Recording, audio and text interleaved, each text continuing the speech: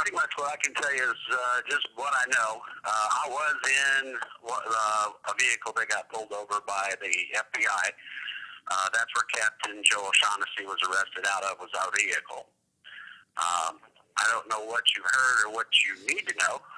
Well, it was kind of foggy as into who all was in that vehicle and where that took place, because the other two vehicles were in the whole thing involved with Lavoy being killed. We didn't know where that took place. So, well, let me give you a breakdown of what happened that day. Okay. I was a part of the team that was at the campground where the triage tent was. I went down Saturday night. When I got into town, it was going to be 2:30 in the morning. So I spoke to the Idaho 3%ers, and they said, well, you're going to be so late coming to get a motel room. I'm like, well, I really don't want to get a motel room. Where else can I go? So they sent me down to the where the triage was. When I pulled in there at 2:30 in the morning, I noticed there's only about 5 vehicles, which really was upsetting. I really expected to see maybe 100 vehicles in there or more of Patriots that were helping out. They weren't there. So the guys I was with were great.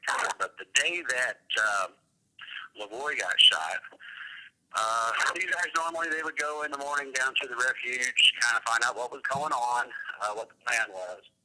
So we went down to the refuge. We talked to Ammon Bundy, Blaine Cooper.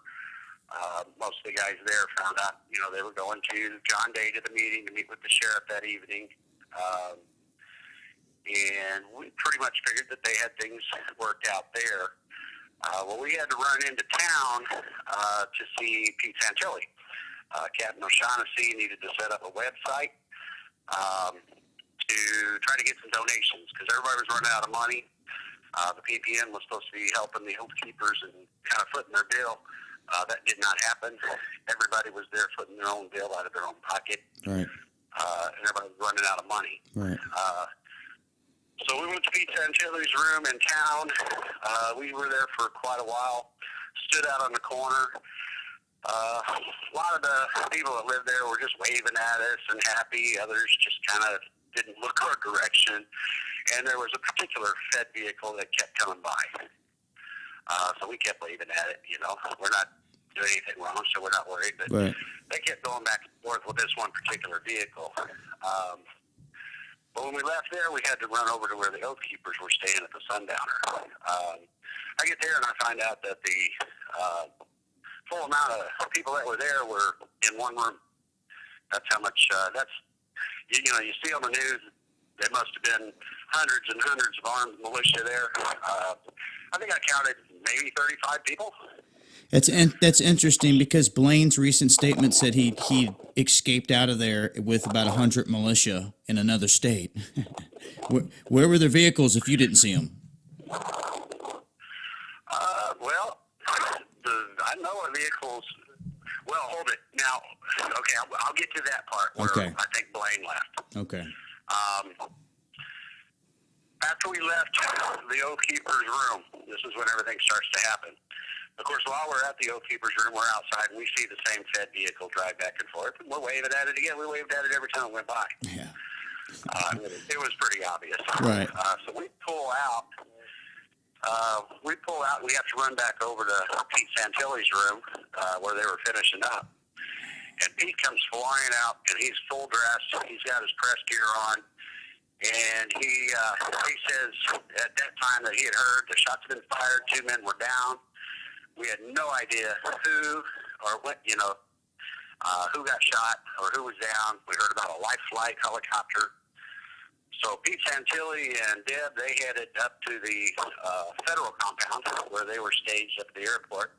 And we headed back toward the triage tent, which was in the direction of the refuge.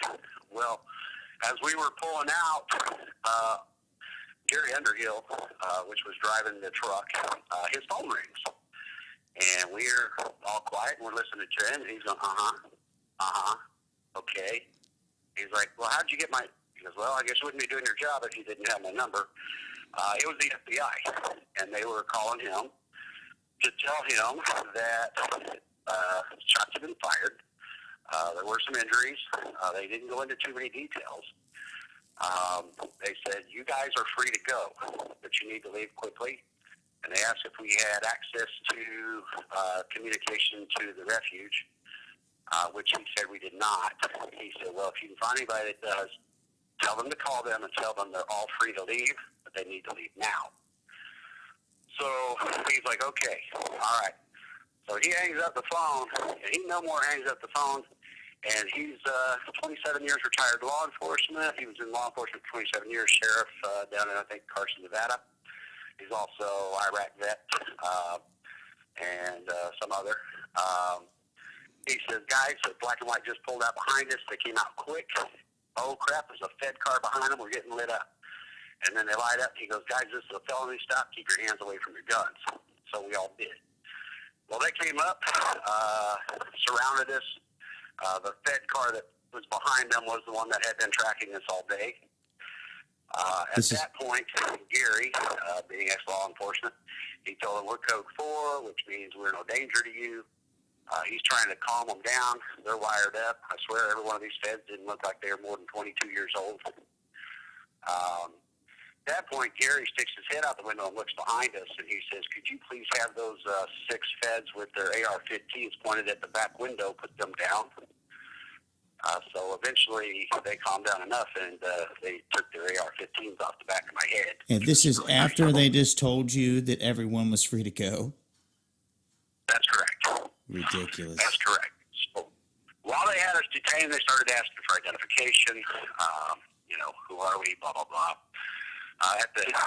Who was all in the vehicle? Well, I'll tell you, the driver was Gary Underhill. Everybody knows that. He gave an interview to Channel 2 down in Carson, Nevada, so I don't have any problem with that. Captain O'Shaughnessy, of course, was in the passenger seat, so I don't have any problem with that. Everybody knows he got arrested. I was in the back passenger side. The rider in the right rear.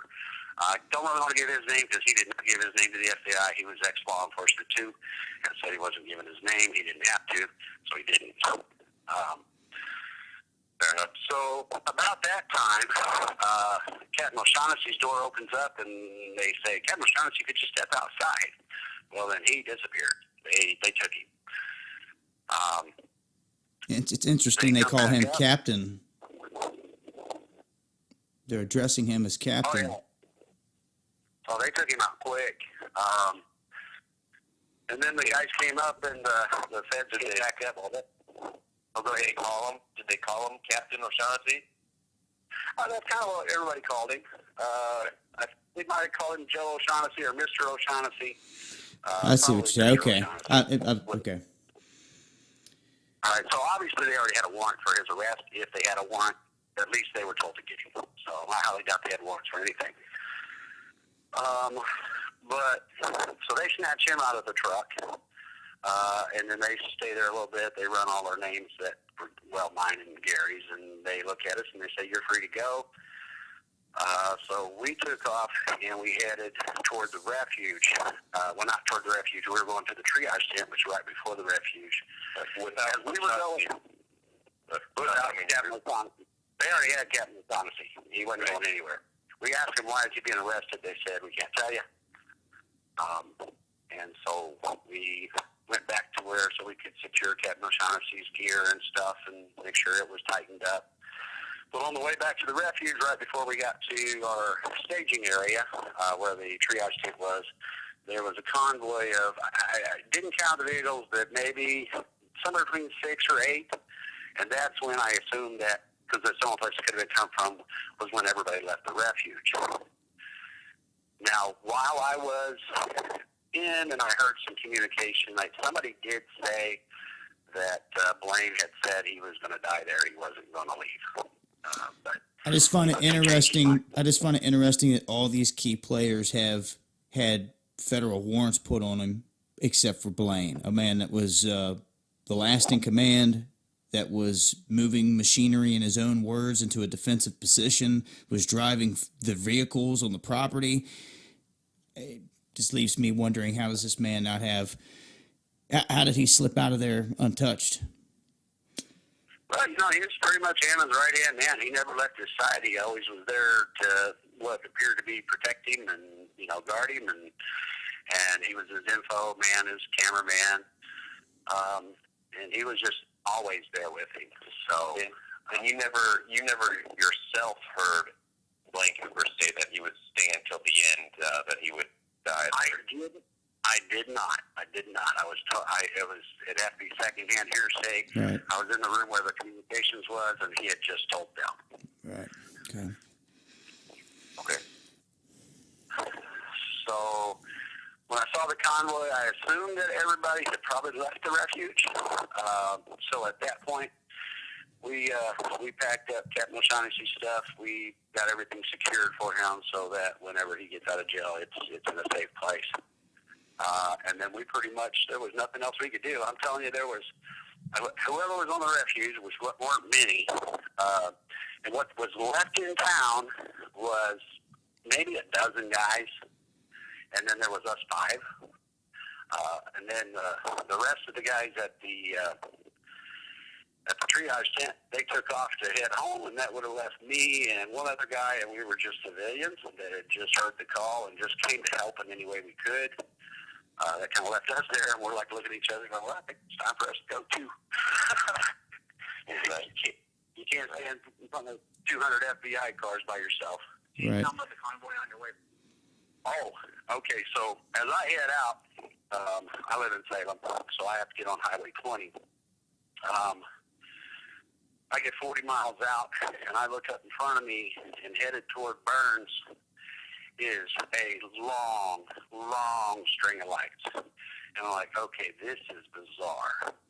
So I get up to them, and it is semi after semi after semi after fed vehicle, trucks. I don't even know how many were in that line. But I did not see any badging on anything. Yeah, I did not see any badging on it. But I'm like freaking out. I'm like, man, that is bad. So I get 10 more miles down the road, and another convoy the same size. Well, on one of those, I picked up, the top was lit up, and it said State Police. It looked like the Mobile Command Center. But again, it was semi after semi after semi, fed vehicles. For 4 people. They were going the opposite way from you? Yeah, they were headed to Burns. Right. I got another 20 miles, and there went. This time I decided to count because I wasn't looking for names. There was 19 more fed full-size SUVs, and I'm like, this really sucks. Wow. All right, the boy's already been shot, and there's nobody there. I mean, there's almost no oath keepers, no 3%ers. There's just nobody heeded the call to come.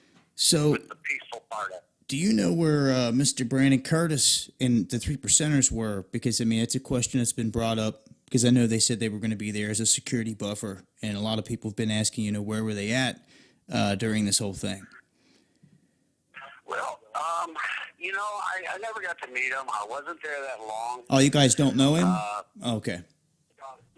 Yeah, Brandon was, they were there the night I got there. I don't know if they left or they were still there. I never saw them. I know they had a bunch of people there when the refuge was taken over. I know that it wasn't what they wanted to happen. Nobody wanted that to happen for real. Right.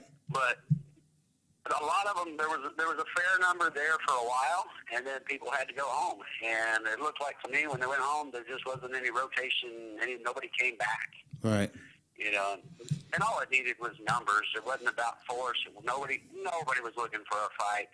The guys on the refuge were just absolutely as nice and calm and peaceful, right. Talking to everybody, including even the protesters. We had ranchers coming by the campgrounds where the triage was. They were thanking us for being there left and right with tears in their eyes, begging us not to leave. Man. And Ammon Bundy's wife stopped by and thanked us for being there to try to keep him safe and that she could sleep at night because we were there. And they would bring us wood every day, and they'd bring us food every day. So it was the locals that kept us supplied because nobody else did. Right. So as far as Mr. Soper's concerned, I know he's coming out of Oregon too, and he's kind of came out of nowhere. I know at first he was completely against, like you just said, nobody really wanted the whole siege to go down, and that I think that deception kind of hurt their whole movement. It broke it into factions, you know. You didn't have the high ground. What can you tell us? Another big question, kind of regarding the time frame of the incident with Lavoy and everyone being arrested and Lavoy being killed. The questions of Ritzheimer and Cooper's whereabouts. Because that comes up. Do you have any information in regards to the timeline with those individuals? Well, Blaine Cooper would have still been at the refuge. Was my understanding that Ritzheimer had already left. Didn't he get arrested out in Arizona? Yeah, it sounded like he got a jump on things and left first, and yeah, like you said, got picked up in Arizona. Yeah, but from what I understand, it was pretty common for Ritzheimer to go see his family, come back, go see his family, come back. So, from the people I talked to, it didn't seem like that was any kind of a flag. Right. Right. And he ended up turning himself in down there in Arizona. Yeah. No, the biggest flag that everybody was talking about was the guy that was driving the second vehicle behind Lavoy. That's the big flag going down. And is that McDonald? That is not? Yeah. Now he issued a statement that was somewhat contradictory. I mean, everyone's going to have their own perception of what took place, and he didn't witness a lot of it. But what kind of red flags are you hearing about in regards to? If you feel comfortable talking about it, if not, I understand. It's hearsay at this point. I still know people that are down there, and I'm talking to them, and it's sources say, and I have never seen so much wrong misinformation put out in my life than I saw down there. It was crazy. Yes. I've noticed. Just the way it happened with him. Just the way it happened with him laying back and Lavoy getting it, and then him giving up the statement that Lavoy rushed the cops. The two girls that were in the truck. There's your answers. Right. The statement about him rushing the cops is what threw me for a whirl. And then seeing how far away it took place from his vehicle, I knew that he didn't see it. How can he say that? Now I get retracted that a little bit. And he said, what was his comment? I'm sorry that I used somebody else's words and not my own. I haven't seen that. Yeah, he backpedaled on that one. Now, have you guys had a chance to hear the testimony of Shauna Cox here? Everything that she said? Because they just released her. Yes. I'd take those two girls, absolute 100% word. But you know what? The guys that are there now, they put out a call to action, Finicum. If you can get it out, anybody that can get there peacefully, just to show support. Now, I've heard from people on the ground there that they have brought in 5 Black Hawk helicopters. They brought in Bearcats. I heard again today that they brought in another SWAT team. What's that for? There's 4 guys at the reserve. Right. What's going to happen at the route? Right. That's not crowd control equipment. That's a massacre. There's one thing that happened when we were in town, and this was just a conversation between guys, and most of the guys I was with, they trying to have an insight to reality when it comes to war and what have you. But they saw a federal vehicle of some sort with Chicago plates on it. And at that point, the conversation went to, they brought in assassins.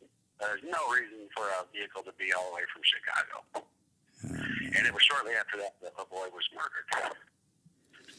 I also heard talk about how they had snipers in position at that checkpoint, like if they knew that was going to be the spot. To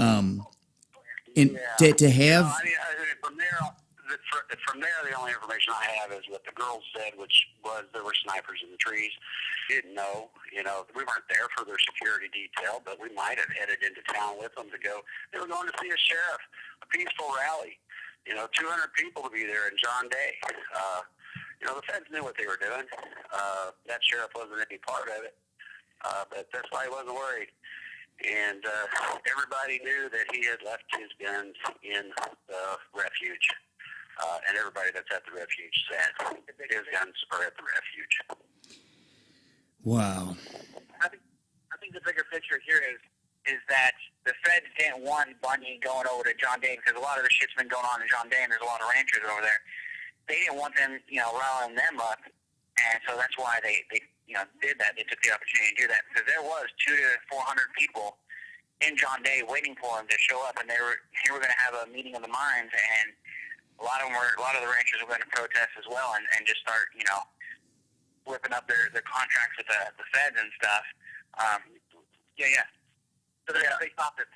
Now, but frankly, you know, I don't belong to the Oath Keepers. I don't belong to the 3%ers. I got called. I had it in my heart like God was telling me to go there. Right. I don't know why it pulled at me until my wife packed my bags and I headed that way.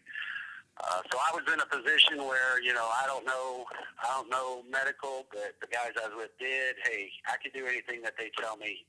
Right. And one of the reasons we set up the triage tent was because the sheriff had canceled 911 4 miles outside of town. So that left all the ranchers out there with no medical help. Oh man! That's why the Oath Keepers set up that triage tent. It wasn't because we were expecting a war or going to go to battle.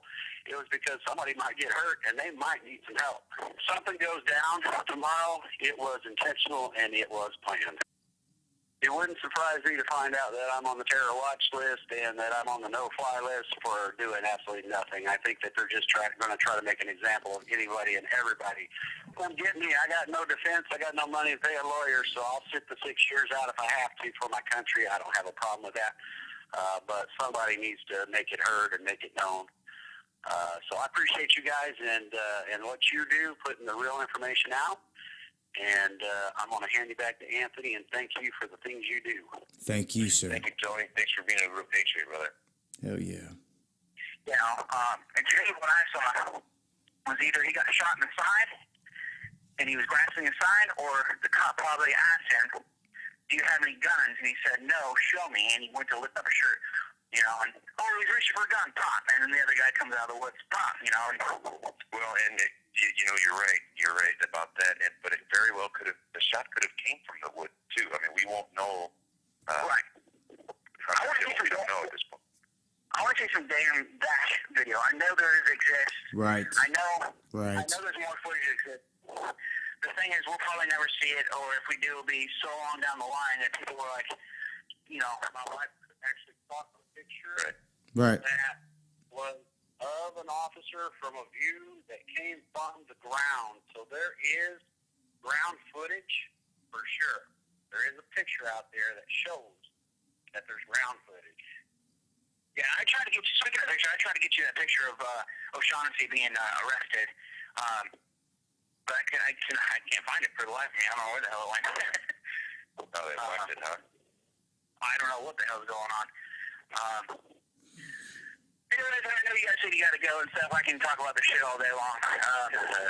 Yeah, no, it's like I said, I have a lot of expertise and stuff like this. So I mean, awesome.